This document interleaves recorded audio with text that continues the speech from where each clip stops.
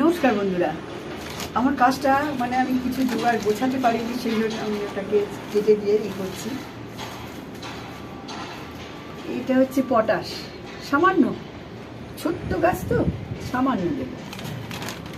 আর যেটা মেন খাদ্য আপনার অ্যাডেনিয়াম। অ্যাডেনিয়াম এত বেশি, আমরা যেমন চিকেন মাটন খুব পছন্দ করি, অ্যাডেনিয়াম খুব পছন্দ করে বোন ডাস্ট, হর্ন ফ্লেক্স।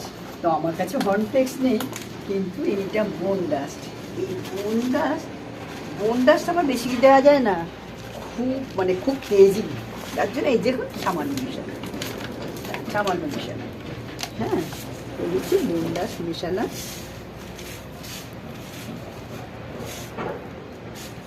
বাস, আর তো এগুলো তো দিয়ে দিয়েছি। এবারে যেটা দিতে হবে, ভার্মি কম্পোস্টটা অল্পই আছে, অল্পই দেবো, কিছু করার নেই, যা আছে আমার। হ্যাঁ, কারণ এখানে অনলাইনে একটু দেরি হয় আসতে। অনলাইন করলে আমি তো চলে যাব, সেই জন্য অনলাইন আর করলাম না ভার্মি কম্পোস্টের জন্য। আর ফাঙ্গিসাইড তো দিতেই হবে, সেই জন্য একটু সাপ মিশিয়ে দিচ্ছি,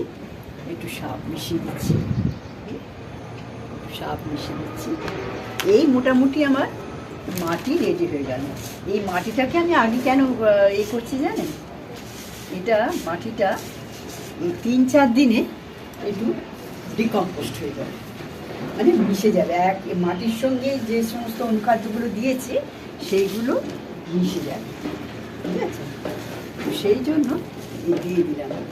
এবার মাটিটাকে আমি করবো কি, এই টবের মধ্যে